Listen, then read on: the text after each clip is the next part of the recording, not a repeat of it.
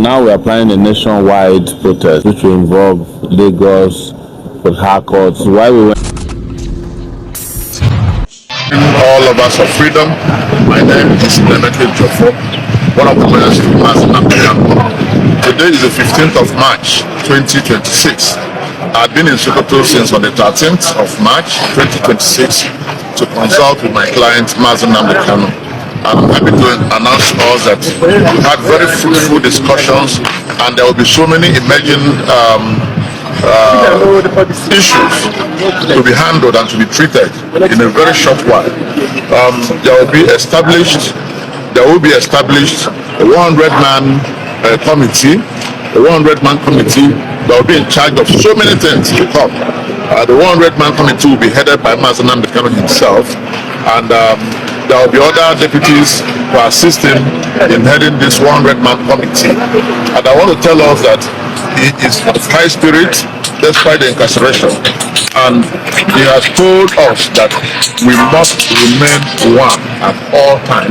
We must maintain focus at all times. We must be united at all times. He also expressed his thank you to the governor of Abia State for being a very democratic man, for not interfering with the rally to release him, for not interfering with the fundamental rights of people who came in to rally for the release of Kanu. So the governor, we thank you. The legal team, we thanks you. You have done well. You have acted as if you are not a Nigerian politician. You acted like an American politician who believes in the human right of people. We thank you. God will bless you. And by the grace of God, with the good works we are doing in Abia State, I'm likely going to have a second term. And I want to thank all those who are assisting one way or the other to see that Kanu is free. We want to thank you. Be steadfast in your pursuit for justice. Be steadfast in your pursuit for love. Be steadfast in your pursuit for freedom. God will help us. And as I bid you farewell from the Sultan Abubakar III, Sultan Abubakar III Airport, I want to say thank you. Yes, I want to say also thank you to Shore, Sahid, and all those who came in to rally. You see, the funny thing is that Shore, Sahid, and all the others, they are not Igbos. They are Yorubas, but they believe in the struggle for freedom. They believe in the independence of people. They believe in self-determination. Not all those who are scared of the freedom of other people. So we thank those committees. We thank those who came in from Lagos, from the Urobo, Biafra. We thank all of you. Now we are planning a nationwide protest for Kanu's release, which will involve Lagos, Port Harcourt. Why we were in Port Harcourt today, yes. People were even upset that we did not include Port Harcourt in the Aba setup, our plan for Aba. So we said we're going to do it for the entire country. It is, for us, a task that must be done, that Kanu is granted freedom because he has not committed any offense known to law. It was the worst judicial pronouncement of 2025, probably globally. It was a sham trial. The conclusions didn't align with the evidence, and the judge just read something that has been written for him by someone else. And as you know, it was a kind of a decision or conviction he did so that he can get his own promotion to the Court of Appeal, which happened almost immediately after he delivered that very scandalous judgment. So the struggle continues until Kanu is returned back to rejoin his family and the family of freedom fighters that he has been leading since he started the struggle. So it is a struggle that has started since Kanu was extraordinarily auditioned from Kenya, even before then. But you are also aware that last year we had a massive protest in Abuja that shut down the city of Abuja, the Federal Capital Territory entirely. And we did tell them then that if Kanu is not granted granted freedom, the protest we they thought it was a joke. That's why we took it to Aba yesterday. That is his home state. For an Igbo man to survive in Nigeria, as it is currently put together, Nigeria must break. Nigeria has an Igbo problem. And I'm not saying it to please people who are known as Igbos. Nigeria, having wonder war in their eyes, never forgive the Igbos. And if I were to be president of Nigeria today, the first thing I would do is to head to the Southeast and apologize to them for the war. And then ask them, what do we want? There is a secret memo, I don't know where it is located, in government, that whenever we want to take charge in this country, be careful of the Igbo. Don't give them position. Don't give them opportunity. Otherwise, they will overrun. It is a well-known fact. Even our parents. Before we continue watching this video, welcome back again to this channel. This is about Perspectives, your domain for unfiltered news and raw political analysis. She would actually say a whole lot of things here, and I want you all to listen attentively, especially if you are from Igbo extraction. And of course, subscribe to this channel and leave your comments, as we would also give some tips of analysis as regards to the things Showore has to say. Let's continue watching the video. Talking about Biafra. Yes. You had a meeting with Nnamdi Kanu, and that sparked, in fact, at New York. Yeah, I think you got arrested after that meeting. People would say, you people are not fighting the same cause. You are fighting to be the president of the country. Yes. He is fighting to divide the country. Yes.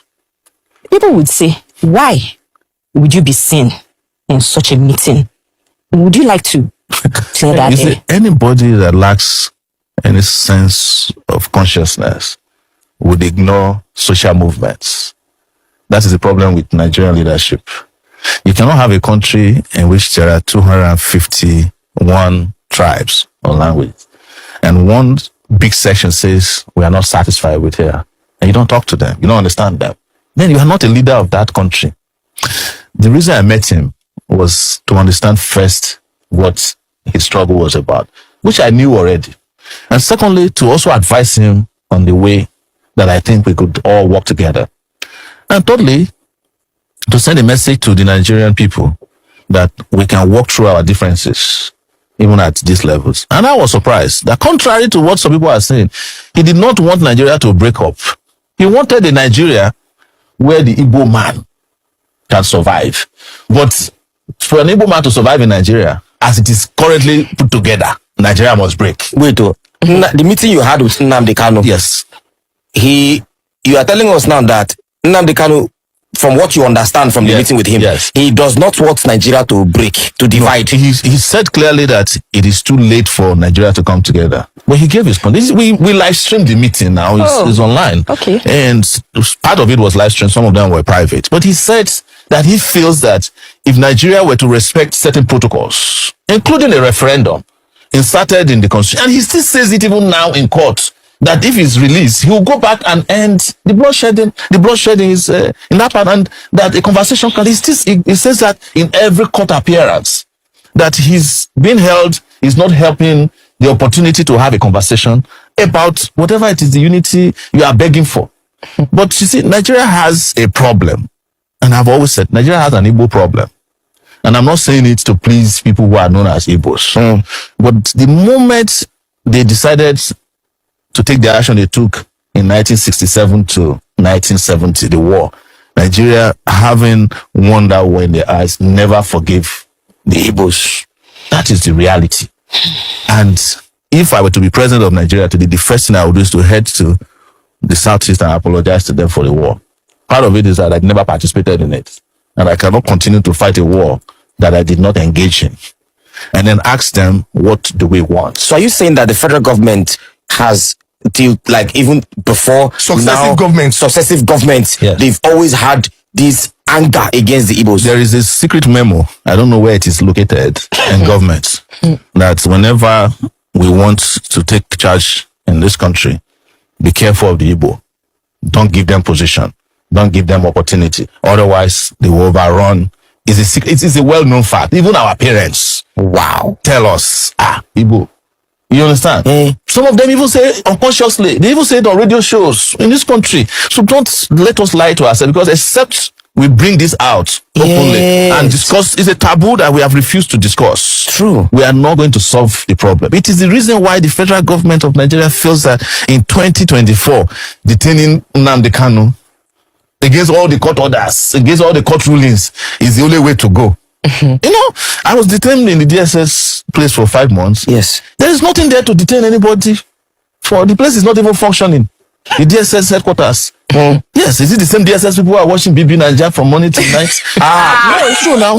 And I was there with them for 5 months. I've said this publicly. So all the institutions in this country are broken down. But let's get back to the reality. One thing I told people is that you are looking at Igbos as the only people who want to secede. But who in this country today has not mentally seceded from Nigeria? Mentally seceded. Who has not left? Except those who are trapped. If anybody in this country is working in a bank and he has 10 million naira and somebody say you can get into Canada, he will leave the next day. I swear. Is that not secession?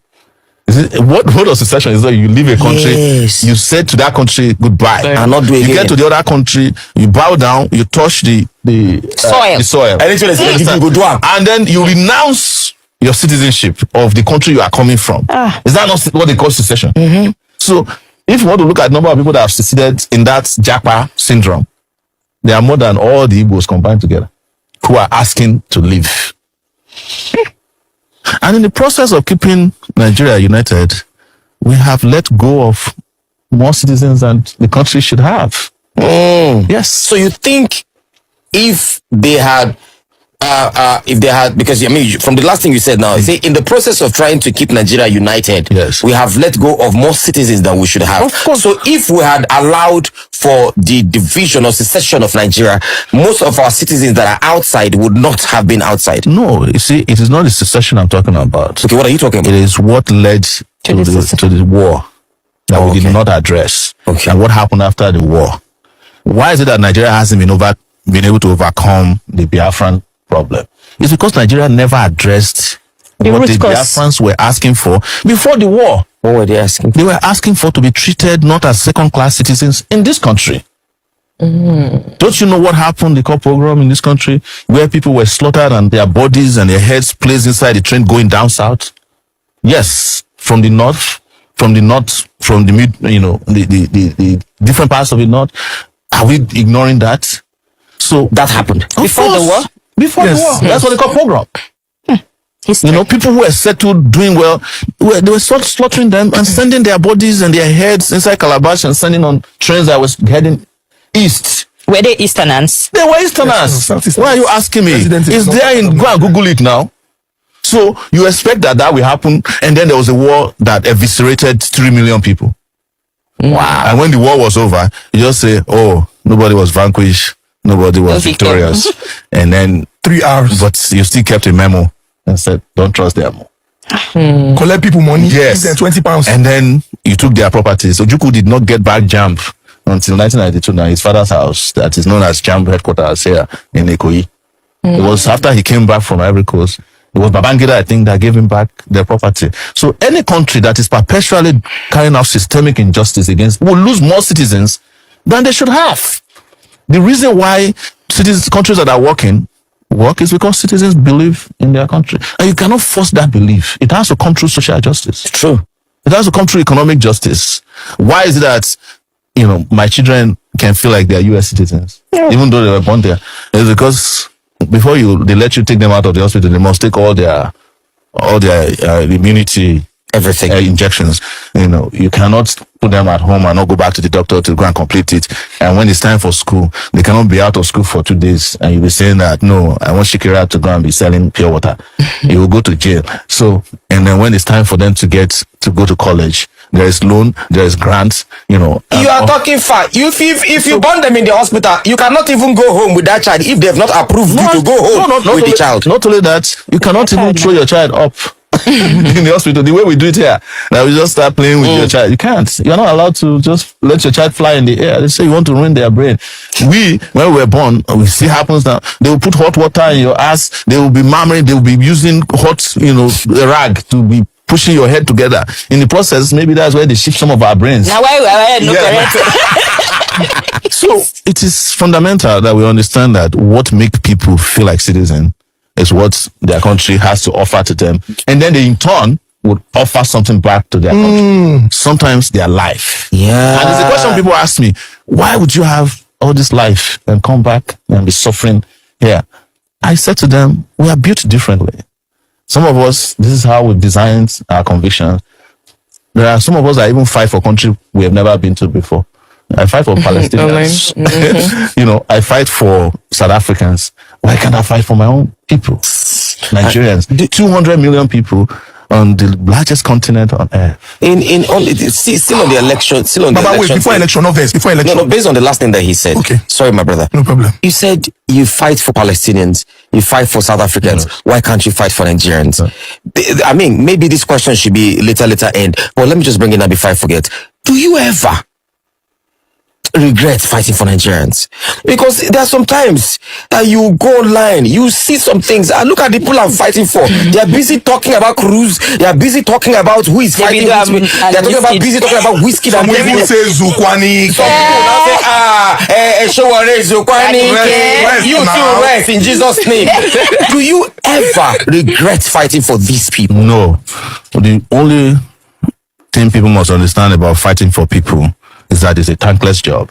It's a thankless job. Yeah, if you expect something from it, you'll be very, very disappointed. And that's where the trauma comes from for people who sometimes will just get arrested by police one time and you never hear from them again. Because that period that you have expectation for people to rise and support you, and if they are not there, it traumatizes people a lot. I know what it is. It's really part of reasons why if I hear that somebody is suffering oppression, I intervene in the best possible way I can to get them out. Because it's a very slippery slope. But for me, I don't expect anything from anybody. I don't expect to be paid. I don't expect to be praised. If I was expecting something from people, when I wanted to start Sahara Reporters, I would have been putting pictures of rich people. It's the easiest way to get rich. Just go to their weddings. For magazines. Put them there in the best, ask them to bend, and take nice pictures of them. That's not the way to offend people. But I took the route of offensive journalism. And that means you are fighting powerful people. And powerful people are very powerful in such a way that even some of the most reasonable people can be asked by powerful people to work against their own interests. And they will do it more than the people who are oppressing them. And that's what Nigeria has shown us. This is what I have to say. Nigeria is a nation of immense diversity, rich culture, and complicated history. Yet, beneath the surface of its unity lies stories of struggle, injustice, and unanswered questions. In a recent interview, Showore spoke boldly about one of the most sensitive topics in Nigerian history, about Nnamdi Kanu, the Igbo people, and the civil war. Of course, the unresolved wounds of the Biafra struggle. His words compel us to ask the hardest questions. What does truly unity mean? At what cost have we tried to keep it? Showore begins by addressing the question on everyone's mind. Does Nnamdi Kanu really want Nigeria to divide? His answer is clear. No, according to his visit, that Nnamdi Kanu doesn't actually seek Nigeria's division. According to Showore, Kanu himself has stated that keeping him in custody is not helping the cause of unity. The very act intended to preserve unity may, in fact, be undermining it. Showore challenge us to think deeply about justice, freedom, and the role of leadership in nurturing the true national cohesion. So, are Igbos being sidelined? That is a question.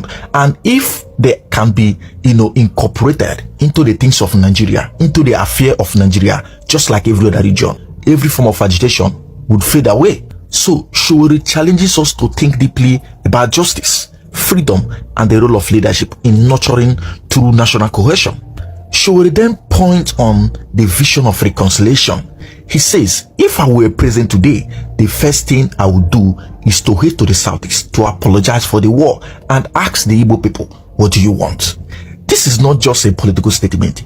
It is a call to confront history with humility, to acknowledge the pain of the past, and to, engage sincerely with those whose voices have long been marginalized. Because when they talk about the full reconciliation, according to what the Gowon outlined, the 3R, you will see that none of those have been touched. Even when those 3Rs were introduced for over 50 years, 50 years, that is 5 decades. Nothing of such has happened. And that will leave so many Easterners with the question of, if that was a mockery of the sufferness, the hunger, the death, and all sort of maltreatment during the war, or a watery promise that would never have an effect on his tone. So these are the issues, and they are very much nagging. To be addressed. She would also talked about a secret memo aimed at preventing an Igbo man from holding any top position in Nigeria. He underscores that mentally, many Nigerians even have already accepted in hierarchy that marginalized certain group. This is a stark reminder that unity is meaningless if fairness and equal opportunity are absent. It calls for, to confront hidden prejudice and institutional biases that persist decades after independence, subsequently to civil war. Perhaps the most sobering point we raise is this: in the process of keeping Nigeria united, we have lost far more Nigerians than we should have. That is very deep, pointing out on the root causes of the Biafra war, the neglect, injustice, and the failure to treat all citizens equally has remained unresolved. The consequences of ignoring these issues continue to, ripple through generations. Showore doesn't shy away from naming painful truths. He recalls how some individuals believed to be Igbos were unalived and taken down to the east from the north. What they call 1966 anti-Igbo pogrom.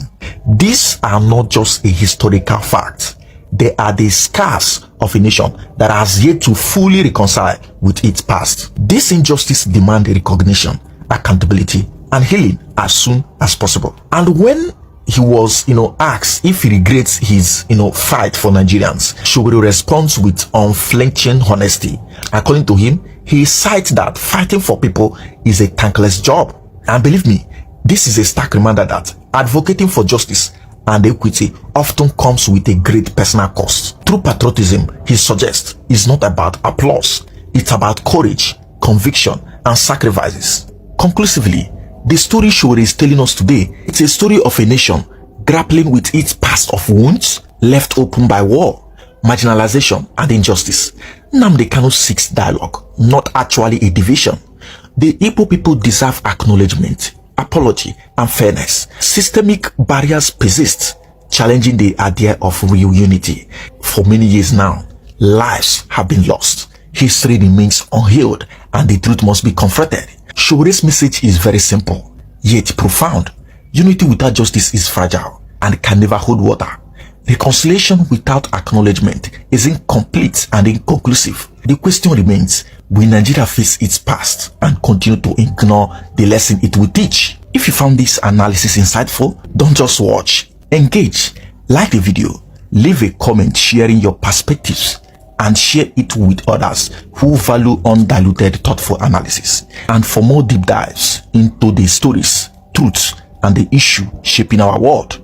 If you never share this video right now to all social media platforms. And the only one I fit take encourage supporters. And don't forget to click the subscribe button for more updates. Drop your thoughts at the comment section. What do you think about wetin Showore don't talk about the nationwide protest we won't hold?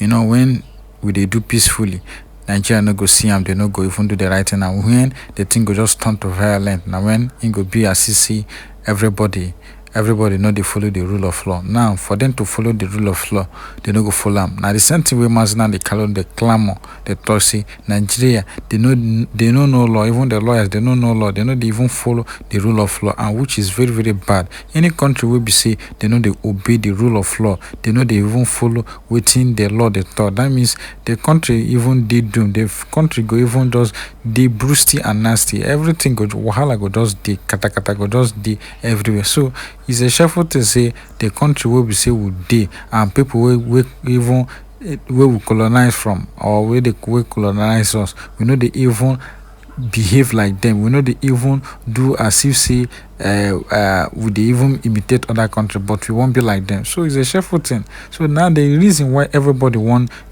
just go, may they just manage within they get, rule the way they want, do the right thing where they want. Not be where they just jump out everybody, they even marginalize others, they treat others as if say they no be human being, they no be part of the country. It's a shameful thing. So now why we really want Biafra, make Biafra come. I'm not going to just talk much. Don't forget to share your own thoughts at the comment section, and don't forget to click the subscribe button for more updates. Share this video to everyone on every social media platform. And the only one I feel take encourage supporters.